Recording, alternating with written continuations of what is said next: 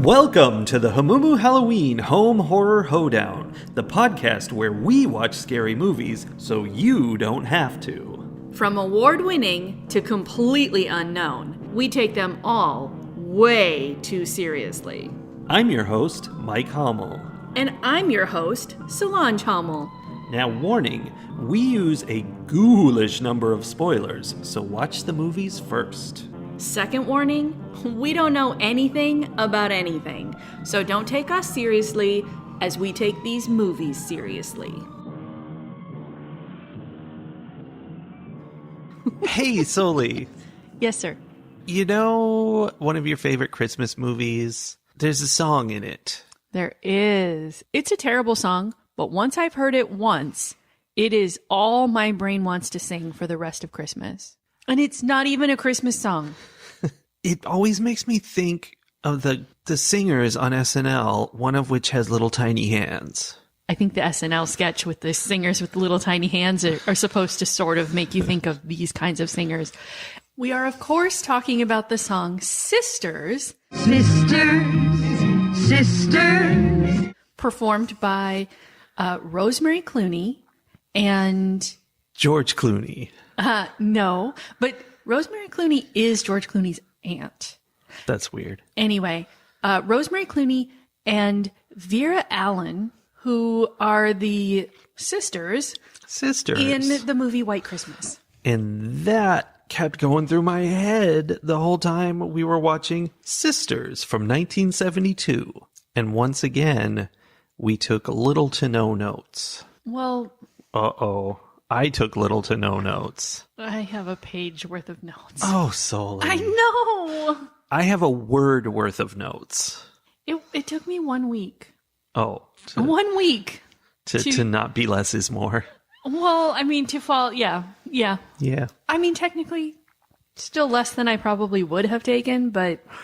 I mean, it's the slogan. Less is more. 2024. Yes. Get with the program. I will try. I just wrote the word fetus. Is that from the introduction? It's from the title. Beginning credits? Yes, the beginning credits showed a lot of fetus. In fact, it showed a lot of feti. Feti. But you didn't really know that because it's hard to tell them apart in utero. Yeah. Let's dive into this movie. Let's jump in, swim around in the drama that is this Hitchcock-style film. Yes, a Hitchcockian thriller by Brian De Palma, who many have said is kind of a ripoff of Hitchcock. That's his thing. Ouch. I mean, maybe that's rude. Maybe it's more of an homage to Hitchcock. It definitely had that feeling, which I can appreciate. I mean, I sort of feel... Of course you can. Well, obviously.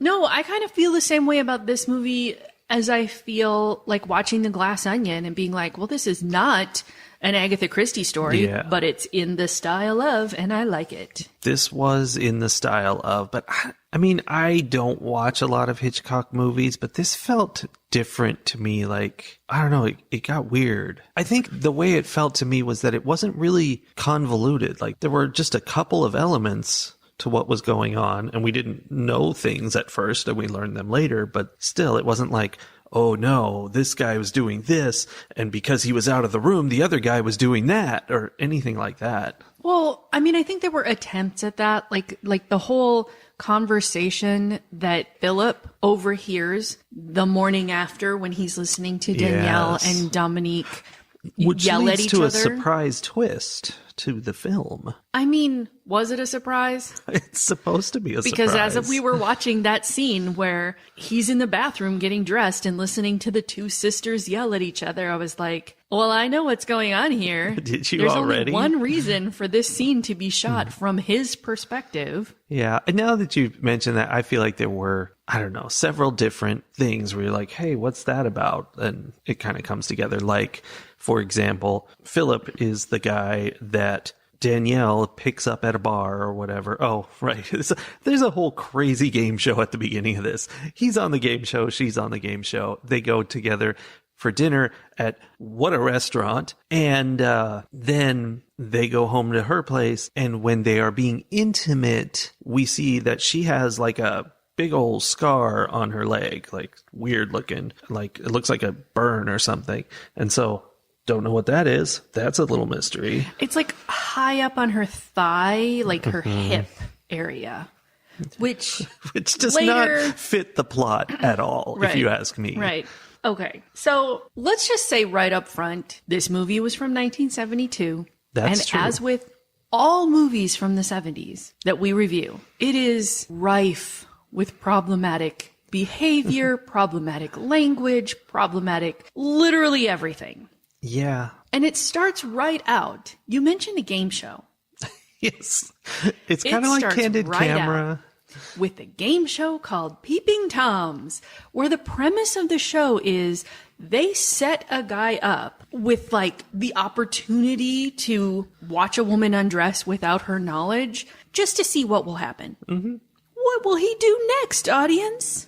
Yeah, it's that I think they still have this show. It's the What Would You Do? I forget what it's called, but it's something like that. There is something very similar to it that like happens on YouTube now, or like in social media. They do a thing like that. Where in that case, they present you with like a moral dilemma, and they want to see if you're going to be good or bad, which exactly the same, except they don't give you the opportunity to be terrible. They're just like, oh, someone lost their wallet. Are you going to give it back or not? Right. We're no longer setting people up to be sexually assaulted. Yeah.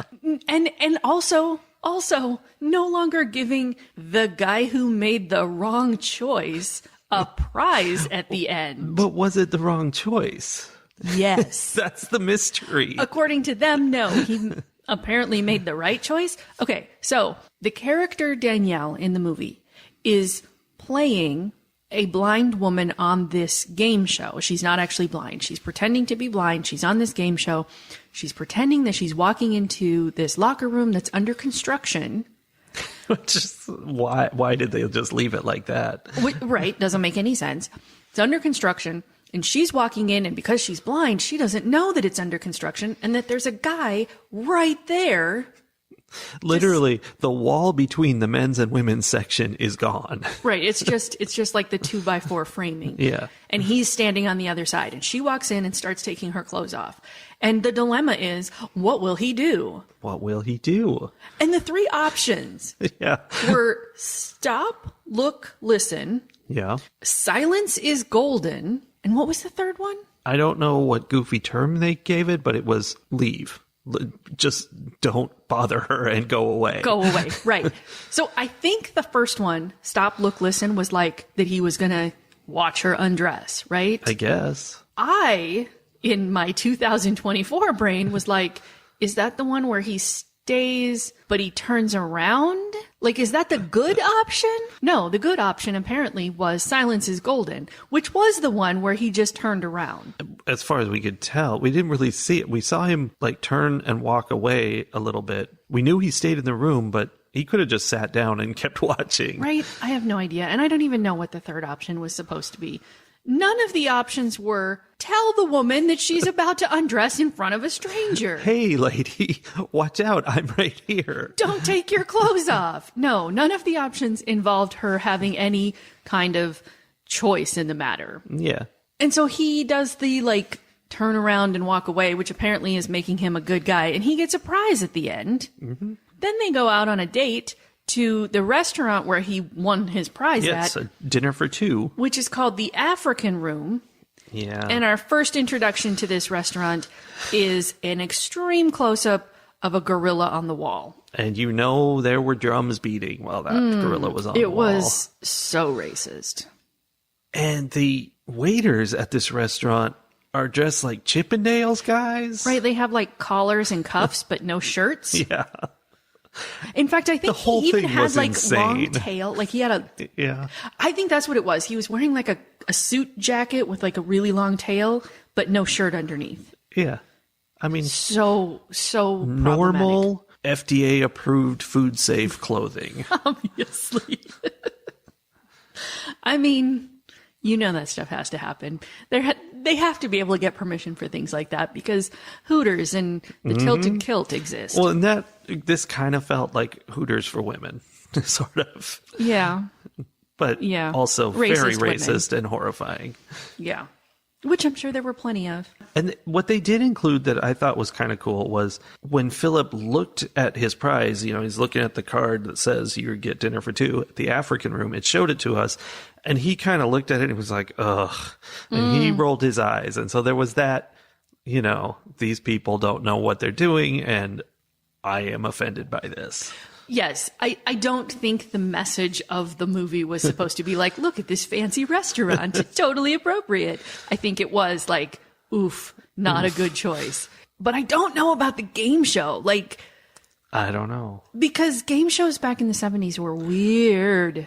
That all ties in, and so many other things in the movie do, to this offhand comment I saw on IMDb. I was, looking at some reviews, and I saw somebody say that, like, this was Brian De Palma's best, I think they said, comedic thriller. So I was kind of looking for comedy in this, and it starts out with the Peeping Tom show, and I'm like, this is ridiculous. But the movie is not funny, except it's so weird. Maybe maybe it was supposed to be like... That's what I wonder. Like... In the 70s, this satire, was comedy. like... Yeah. I mean, and that makes sense. That makes it marginally better. And it was probably more obvious satire at the time. Well, yes, we are not qualified. No. And now looking back, like, I just assume that that's what the 70s were like because that's Sure. what I've seen so much of. So I don't know. Anyway, going home with Danielle does not work out for Philip. No. Unfortunately, she has an evil twin who murders people. Or does she? Or does she? So Philip ends up dead. And the murder of him is either seen or not seen by the lady across the street in the apartment on the other side. Yeah. Because we watch him, like, be stabbed almost to death and then crawl across the room and, like, write "help me" in blood on the window. And they did a convenient thing where we were, like, split screen. One side we were from his perspective and the other side we were from outside the window. So you can see that she can, like, sort of see a hand coming up and writing, and that's it.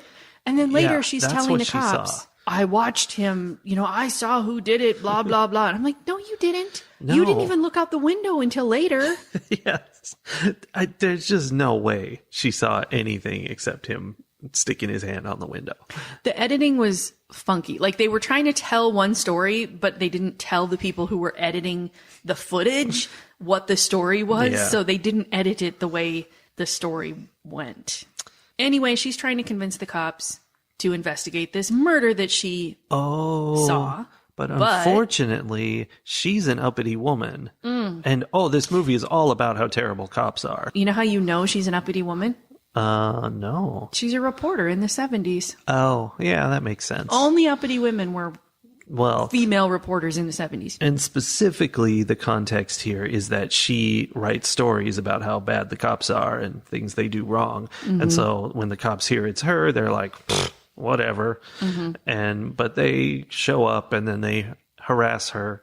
Mm-hmm. And it's just weird. One of the cops says something totally racist and horrible. Just so you know. That's all I have to say about that. Yeah. Well, they certainly don't put the lie to the things that this reporter says about cops. No, they do not. That's for sure. No, so once again, though, we're having this, like, two things are happening at once. On one side of the street, Grace, the reporter lady, is having a conversation with the cops on the phone and then making her way across the street to the other apartment building to meet with them. On the other side of the street, and taking exactly the same amount of time, Danielle, who has passed out, wakes up, calls her ex-husband, or at least that's what we think he is at this time, calls her ex-husband.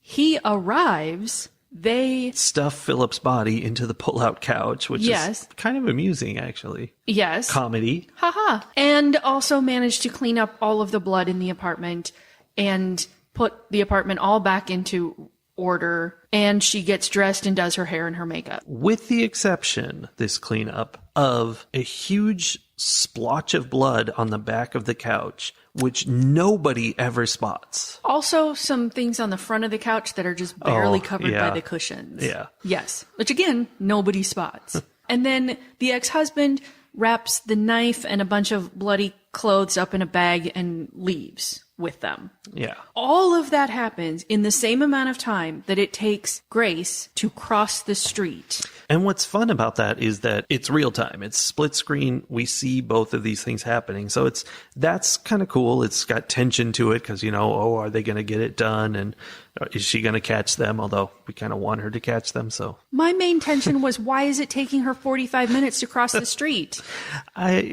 I don't think she had to cross the street. I think she lives in the same building. It's just a different, goes around the corner. That makes it even worse. Yeah, it's not great. Like, literally, I thought she had to, go down a building, across the street, and up into another building.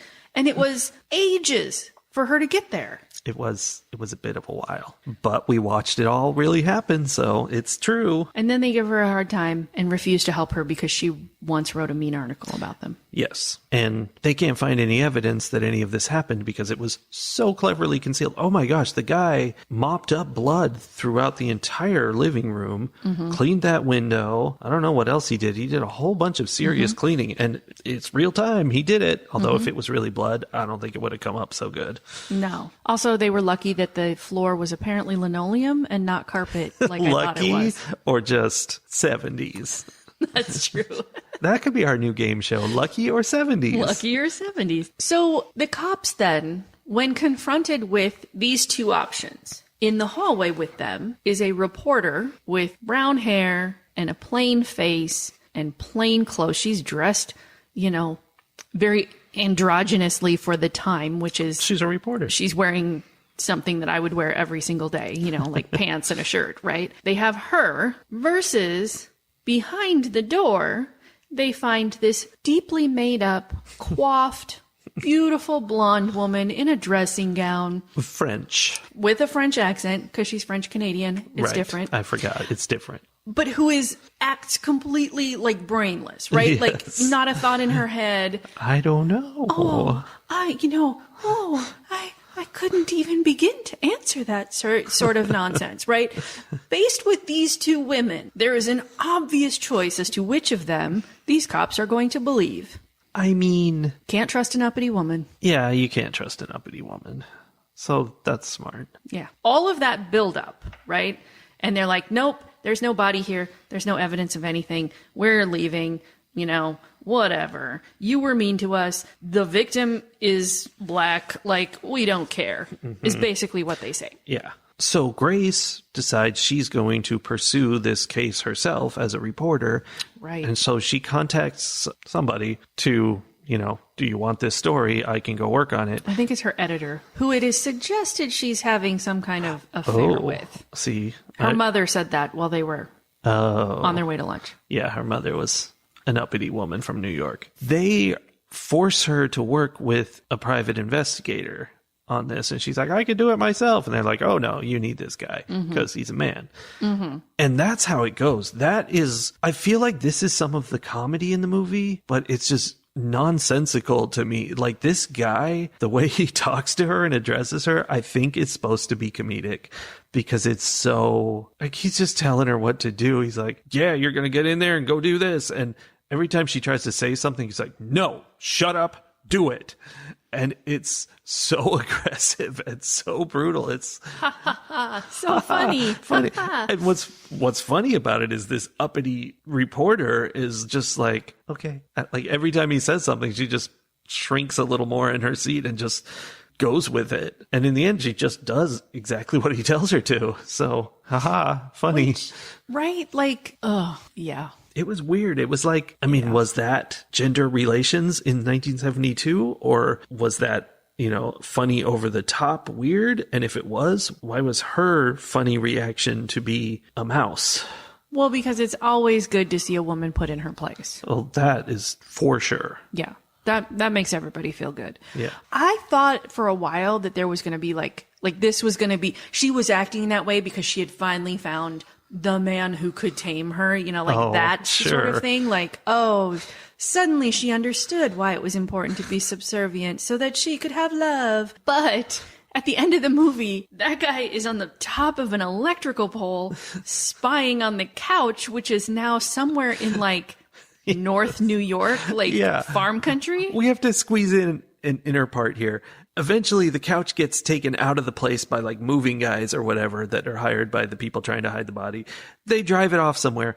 The PI follows it, and basically Grace is left to try to solve this herself because he's insisting he's going to go where that couch goes. Yeah. And then we don't see him again, except for there at literally the end of the movie is him spying on the couch. Spying on the couch while a guy drives up in a tractor and grabs a cow and takes it off. Like, I'm like, where are we and what is happening and how did the couch get here and is the body still in it and what is going on? It's just extra mystery. Yeah.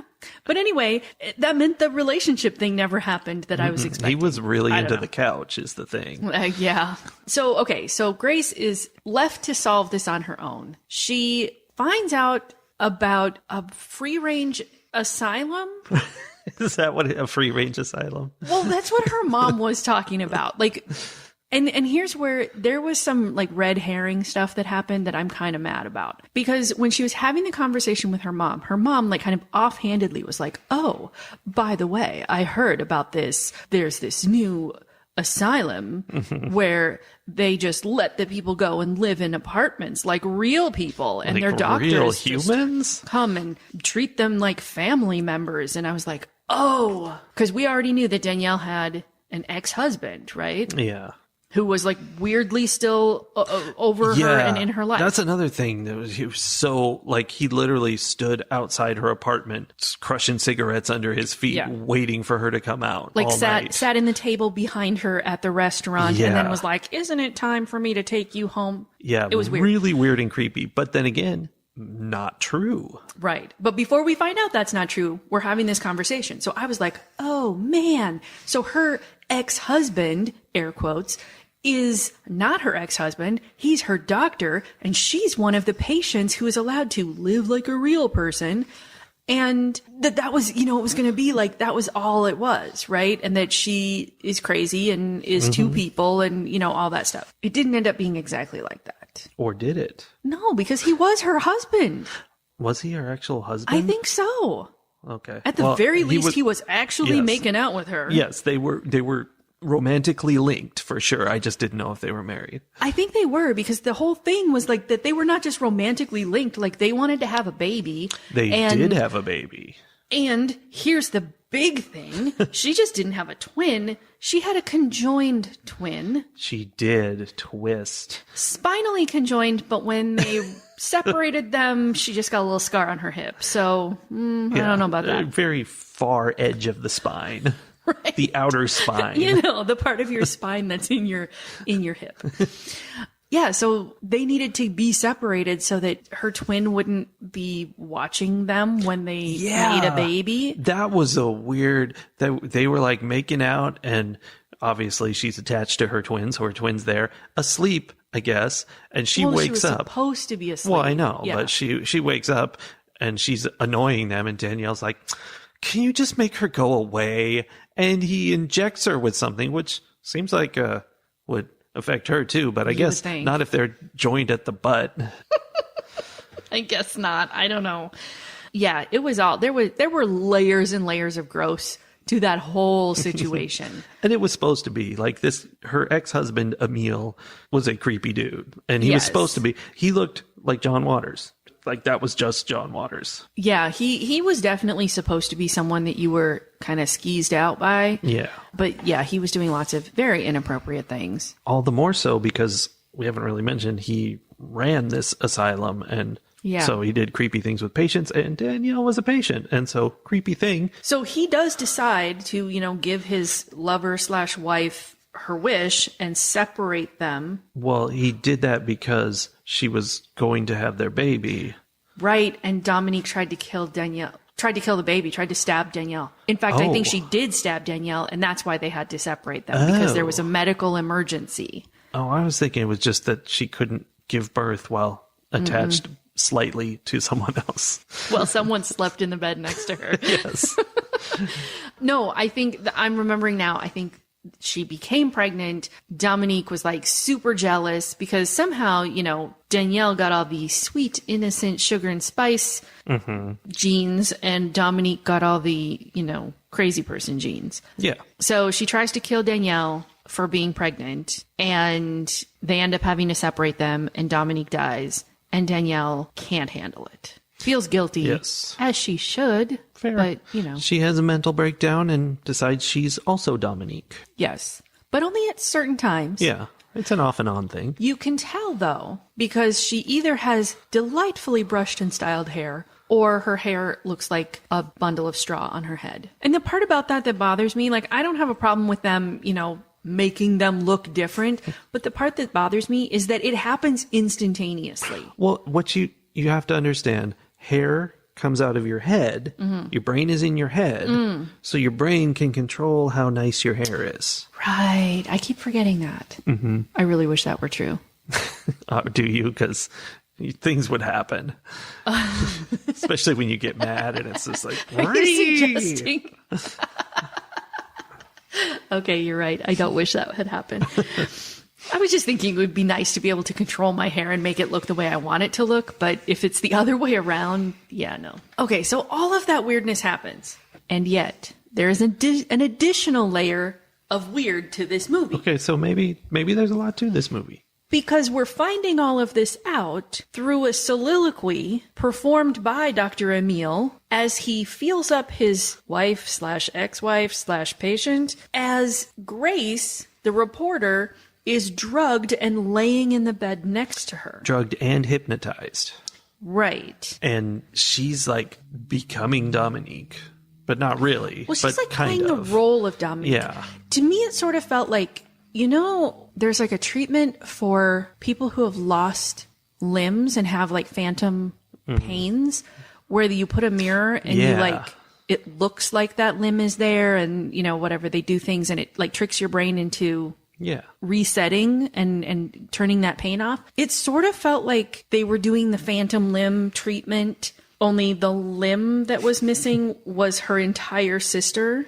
Yeah, so they stuck a Grace there. Right. And then like drugged both of them and was like making them both feel like they were conjoined twins so that Danielle could somehow process that trauma. Yeah. I mean, you said it's a soliloquy, but it came with visions. And that somehow she was learning things through these visions. We went in and out through Grace's eyeball multiple times. Yeah. And the reason Grace is there to be drugged and hypnotized and play the role of Dominique in this little like psychodrama is that she, as a reporter, showed up and was like, I want to know more about this asylum. And at first, one of the nurses there, or one of the attendants or whatever he was like telling her, no, we can't tell you anything. You have to leave. Yeah. And then Dr. Emile shows up and goes, it's very clever. Margaret, why are you telling him all of these things? And he introduces her as the new patient that arrived the night before. And this doctor, nurse, whoever was just like, oh, okay. And so now she's trapped. I wasn't in at that point, so I missed it. Yeah. So now she is trapped in this asylum. And what she is saying, I'm a reporter, I don't belong here, they just think is the rantings of a crazy feel like lady. That's a classic 70s plot that has happened many times. Mm-hmm. They're like, just if you can convince people that the other person is a patient, then suddenly it does not matter what that person says or what they do because it all makes sense. They're just crazy. Mm-hmm. I would go so far as to say that it's not just common in 70s plots, but like a significant chunk of our history in this country involves men being able to say, my wife is crazy because she reads, she doesn't listen to what I'm saying, all of this is true. Whatever. My wife is crazy, and taking her somewhere and getting her locked up. And then that woman being like, I'm not crazy, I don't belong here, and being completely ignored because some man said she was crazy. Or she could be burned at the stake. That's another option. Well, there is that. Yeah, but that was kind of fun. They locked her up and then specifically hypnotized her to answer questions about the murder with, oh, that was just a ridiculous mistake. There was no body because there was no murder. Yes. And so that the end of the movie, she's talking to some people and they're like, so what happened with the murder? She's talking to the cops again, right? Probably. Yeah. I don't know. I don't pay attention. I think it was the same cop who now is like, I think there was a murder, and comes back. Yeah. And she's like, there was no body because there was no murder. And at first they're like, what? What's going on? But then she keeps repeating it, and they're like, why is she saying the same thing? So And now they're annoyed fun. because once again, she's being difficult. Yes, she's being difficult. Indeed. Yeah. And that's sort of where it ended. Except for the couch watching. Well, and we missed the part where Dr. Emile gets stabbed because I don't remember, is like kissing Danielle, and that makes Dominique come because he thought he had fixed her, but he didn't. And so Right. Dominique came and stabbed him and Came out of Danielle's brain and stabbed him. Right. And so he ends up dead. So now we just have these two women. Danielle was really simple. She really was. I do feel like Dominique got all the brains. Oh, such as there were. Yeah. I mean, there's a lot of trauma in Danielle's life. Yeah, for sure. So that's pretty much it. And I guess my big takeaway of this movie, which I wrote down as my last note, is reading, writing, and being independent makes a lady brain weak. Well, that's a fair takeaway. That's good. Yeah, that's pretty much where it ended.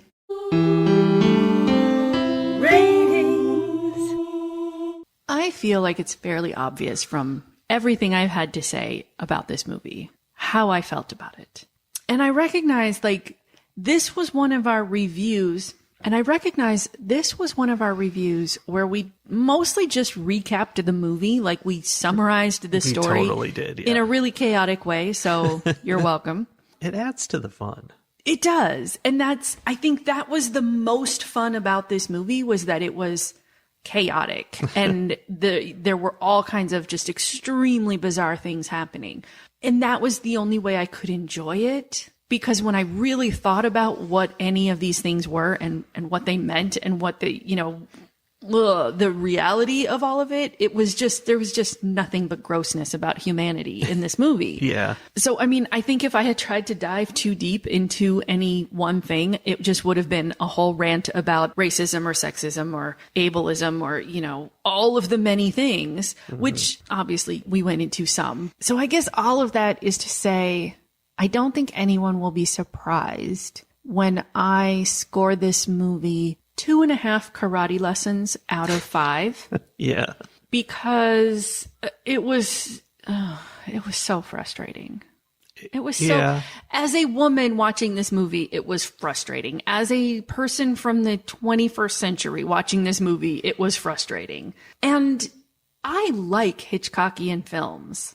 I like the whole, like, almost the simplicity and innocence of a movie from the mid 20th century saying like, oh, surprise, Dominique was dead all along. And it was, the twin was in her mind. Like, I mean, that would have been really clever at that point before it had been done 70 times. Yes. But I think it had already been done enough times that it wasn't new anymore.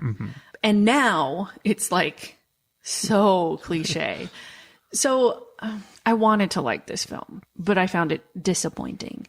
And I think that is largely a factor of the decades between when it was made and when I watched it. I don't know that I would feel comfortable having watched this movie being like, yes, I agree, Brian De Palma is a weak replica of Hitchcock. I don't know if anybody said he was bad at it, just that he was trying to bring back that style. Yeah. And I can definitely see that. But in my mind, he was a weak replica of Hitchcock. I don't know. That's a good opinion. Yeah. So, 2.5 karate lessons. How about you? I did want to just bring up real quick that there's a very romantic scene in this movie in which Philip goes to the bakery to get a cake for Dominique and Danielle's birthday. Yes. And the weird cake lady who doesn't know how to do cake writing is going to do the cake writing for him after he badgers her. And he's like, come here, I'll show you. And it's this weird close-up of her hands doing the cake, and then his hand slips over hers to like correct her writing. Which, dude, just write it yourself. He should have written it himself. But he couldn't, because writing letters on a cake is women's work. Oh, that's true. But a man can guide them and show them how it's done. Always. Speaking of men and women and them being the same person, A thought I had in the Hitchcockian vein while seeing this, like halfway through, I'm like, wait a minute. Emil is always hanging around outside, and he got to her house incredibly fast after the murder. Is he Dominique? And that was going to be an exciting little twist. Yeah. Because he was weird. He wore like these weird black gloves and stuff. Not that makes him a woman, but it was just a weird thing. Like that he had on a costume of some kind. Sure. But no, that was not the case. But anyway, that was my twist on the genre. So none of that happened. But none of the interesting things happened. What did happen that was interesting? I really liked the split screen parts because it kind of went into this real time thing where we're seeing two different perspectives on what's happening. And it's really, there's a lot of tension and it's a race between the two sides. It happened again later when the PI was in the apartment looking for clues, and Grace is outside watching to see that, in fact, yes, Emil and Danielle are coming home and he has to escape. Oh no, what's happening? But he made it out, and I don't entirely understand how, but he did. So he made it out. Good. He jumped into the vehicle, and he demanded that they follow that truck. Yes, because that's where the couch was. And he will demand whatever he wants to demand because he is demand. And I give this movie also 2.5 karate lessons out of 5. Yeah, it wasn't terrible, but it was not for me for sure. But I did like that spicy little heist movie element that it had in there. Yeah. All right. Fight the horror of a world gone mad. It's tempting, given this particular movie, to go into a hot political tip about the behavior of cops. But I'm going to assume that you all know how I feel about that, and there are other places you can learn about that particular situation. So instead, my hot political tip this week is going to be that you can find out who your U.S. senators, your U.S. House representatives, you can find out who they are and how to contact them by going to congress.gov. You go there, there's a place for you to look up who are my congressmen. And I highly recommend that you do that. And then once you do that, that you send them an email letting them know how you feel about whatever is going on. Whatever nonsense. Right now, the thing that I am writing my elected officials at the federal level about is the looming government shutdown again, and the fact that certain House representatives are once again throwing a temper tantrum and threatening to shut down everybody's everything if they don't get their way. But by the time you hear this, that may or may not have been resolved. The current deadline is January 19th. One of the deadlines is January 19th. A second deadline is February 2nd. So if you're hearing this before those dates, you should probably write your elected officials. If you're hearing this after those dates, I assure you there is something to write to them about. That's just fair bet. Look at the news and pick whatever makes you the angriest. Yeah, that sounds good. Okay, that's that. That's Congress.gov. You can also use ResistBot. Look it up. It will let you get messages to them without doing all that hard work of going to Congress.gov. True story. ResistBot is amazing. All right. So that's it for the 70s. Let's zoom on ahead, because I'm sure we're going to watch something more recent next. Yay! All right, I'll see you next week. See you then. Bye.